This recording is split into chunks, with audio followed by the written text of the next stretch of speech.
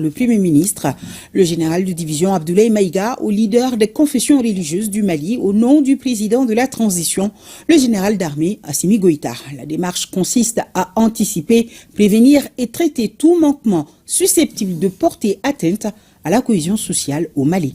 Reportage Mamari Kone, Aliou Touré. L'espace religieux malien est caractérisé ces derniers temps par des affrontements verbaux de plus en plus vifs sur les réseaux sociaux et des attaques verbales contre des leaders religieux. Ces dérives constituent une menace pour la cohésion sociale et fragilisent le vivre ensemble qui a longtemps caractérisé notre pays. C'est pour apporter une réponse adéquate à cette situation que le président de la transition décide de prendre le taureau par les cornes avec bientôt la création d'un comité inclusif. Et c'est le Premier ministre chef du gouvernement qui informe les confessions religieuses de la création de cette nouvelle structure. L'objet de cette rencontre porte essentiellement sur la nécessité, suivant l'instruction du chef de l'État, de trouver une solution malheureusement aux troubles et aux problèmes que nous constatons dans le champ religieux. Nous avons constaté ces dernières années, malheureusement, des cas tristes où des religieux ont été condamnés par la justice pour des propos haineux. Nous avons constaté également, malheureusement, des cas de propos haineux visant également des religieux. Bref, dans un cas comme dans l'autre, ce phénomène constitue des troubles à l'ordre public.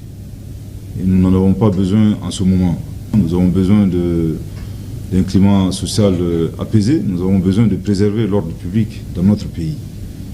C'est la raison pour laquelle le chef de l'État nous a instruit de mettre en place un comité qui aura essentiellement pour mission de réfléchir à des solutions permettant justement d'atteindre l'objectif d'apaiser le climat social et de faire en sorte justement que la pratique religieuse dans notre pays se déroule dans des conditions normales, sans pour autant enfreindre ni la législation et s'inscrivant toujours dans cette dynamique de préserver l'ordre public.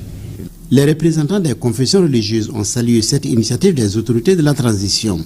Si Makiba du Haut Conseil islamique du Mali s'est dit rassuré par les propos du chef du gouvernement, le représentant de l'église protestante s'est dit honoré d'être associé à cette initiative. L'église catholique, par la voix de son représentant, salue cette décision qu'il qualifie de salutaire.